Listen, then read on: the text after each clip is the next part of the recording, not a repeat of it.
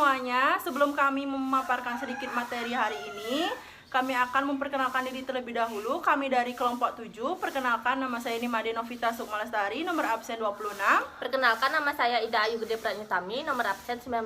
Perkenalkan, nama saya Putu Bagus Baja Panajaya, absen 29. Di sini kami akan memaparkan sedikit materi bab 3 tentang Danish dan Croissant. Di sini kami sudah ada struktur mulai dari pengertian Danish pastry, karakteristik Danish pastry, kegagalan Danish pastry, pengertian croissant, bentuk croissant, karakteristik croissant, bentuk croissant, dan varian croissant. Di sini saya akan menjelaskan tentang pengertian Danish pastry. Danish pastry adalah adonan beragi dan lemak rollin, dan biasanya memiliki topping atau isi yang manis. Dengan kata lain, hampir sama dengan adonan roti manis, atau karena rasanya yang manis. Jumlah lapisan pada adonan Danish tergantung pada kandungan bahannya. Semakin banyak jumlah lemak rollin, makin banyak lapisan Danish. Selanjutnya, kegagalan Danish pastry. Yang pertama, pastry flat atau datar dan over frothing pada suhu yang tinggi. 2. Lemak mengalir ke jumlah lipatan kurang pada adonan atau luar selama pemanggangan tidak dilipat secara benar. 3. Lapisan lemak terlalu tebal. 4. Kulit terpisah dari pastry seadonan tidak memiliki cukup lapisan. 5. Lama pemolesan atau glazing. 6.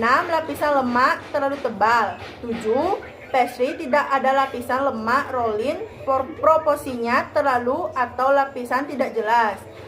8. Kecil atau lipatan terlalu banyak. 9.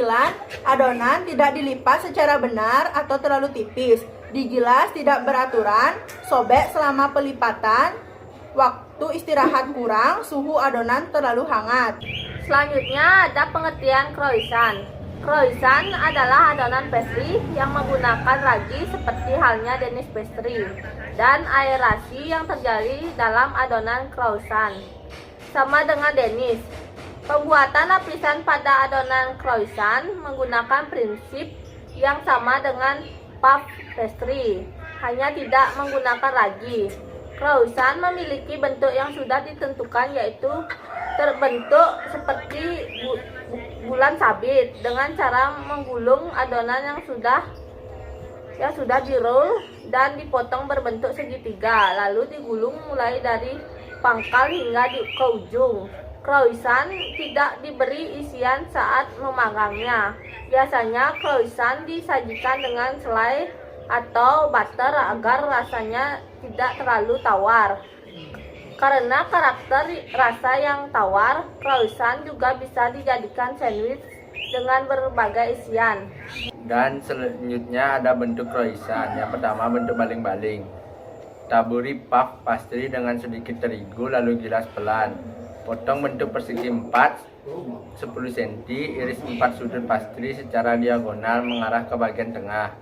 Angkat bagian sudut kanan setiap segitiga dan tekan ujungnya ke bagian tengah adonan untuk membuat baling-baling. Beri krim, buah, atau potongan daging di tengahnya lalu panggang. 2. Bentuk amplop. Gilas sedikit adonan puff pastry lalu potong bentuk segi 4 10 atau 12 cm. Lipat menjadi segitiga, iris 2 sudut bagian bawah segitiga paralel dengan tepi luar. Buka adonan sehingga terlihat bentuk keratan segi 4 di tengahnya. Masukkan bagian kiri adonan ke sayatan bagian kanan. Di tengahnya bisa dimasukkan potongan buah persik, kalengan, atau krim dan buah. Panggang hingga kecoklatan. 3. Bentuk kepang. Pola ini bisa dibuat untuk pastry mungil. Potongan adonan pastry persegi 4 dan kerat-kerat kedua sisinya dengan jarak kira-kira 3 cm. Isi tengahnya dengan selai atau sosis. Dari setiap sudut adonan luar. Pertama, lipat bagian kanan, lalu tumpuk dengan bagian kiri. Lakukan hal ini hingga lipatan terakhir dan berbentuk seperti kepang. 4. Bentuk siput. Pola ini mirip dengan cinnamon roll dan cara membuatnya cukup mudah. Siapkan adonan puff pastry persegi panjang berukuran besar. Taburkan coklat chip atau filling lainnya. Gulung adonan, potong-potong adonan kira-kira 4 cm dari ujung adonan yang sudah digulung dan selipkan di bawah agar tampilan lebih rapi saat dipanggang. Dan selanjutnya ada karakteristik croissant. Yang pertama, rongga pada adonan rata dan bagus terbentuk seperti sarang lebah. 2. Tekstur garing serta renyah. Yang ketiga, pola sarang lebah bisa tetap dipertahankan. Dan yang keempat, kulit berwarna kemasan. Selanjutnya ada varian croissant. 1. Kreasi dari croissant dengan topping whipping cream dan stroberi segar. 2. Croissant diisi dengan salted egg yang gurih dan creamy. 3. Croissant sushi isinya potongan salmon dan lembaran dori. Sebagai topping dibumbui dengan taburan nori halus dan wijen panggang.